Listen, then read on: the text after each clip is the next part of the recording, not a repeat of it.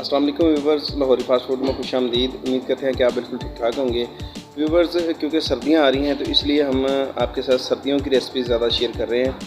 आज हम बना रहे हैं सर्दियों की सौगात, खजूर का हलवा बनाने जा रहे हैं, जो कि सर्दियों में बहुत ज़्यादा खाया जाता है, इस्तेमाल किया जाता है। तो चलिए शुरू करते हैं।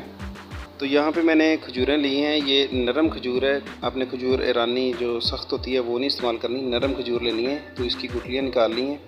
और यहाँ पे तकरीबन 1 किलो खोया है। इसमें आधा किलो चीनी शामिल की है और थोड़ी सी छोटी इलायची शामिल की हैं खुशबू के लिए और जायके के लिए। और यहाँ पे कढ़ाई में मैंने शामिल किया है 50 ग्राम देसी घी और 50 ग्राम इसमें सूजी शामिल की है। सूजी को अच्छे तरीके से इसमें फ्राई कर लेना है घी में। सूजी को मैंने घी के अंदर अच्छे तरीके से भून लिया है। तो अब इसमें मैं शामिल कर रहा हूँ तकरीबन 30 ग्राम बेसन।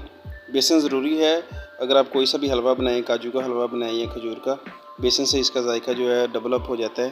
तो इसे थोड़ी देर भून के अब इसमें मैं शामिल कर रहा हूँ खोया, चीनी और जो छोटी इलायची हमने डाल के रखी हुई थी। इसे हम अच्छे तरीके से पका लेंगे और इस तरह चम्मच की मदद से इसके जो गुठलियाँ हैं वो मेल्ट कर लेंगे इसमें। और इसकी भुनाई अच्छे तरीके से करनी है हमने।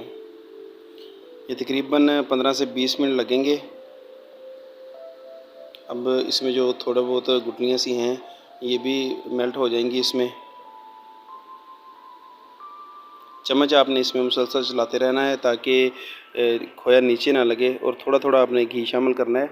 घी शामिल करके इसकी अच्छे तरीके से पकाई कर लेनी है।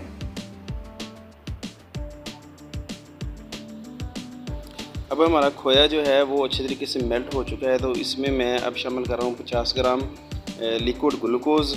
ये बेकरीज वगैरह से आसानी से मिल जाता है, ये लाजमी जुज़ है इसका। तो ये इसमें शामिल करके इसकी थोड़ी देर पकाई करनी है। ग्लूकोज़ इसमें मेल्ट हो चुका है। तो अब इसमें शामिल करेंगे हम 1 पाव खजूर। 3 पाव टोटल खजूरें थी हमारे पास, जिसके हमने गुठलियाँ वगैरह निकाल के रख ली थी।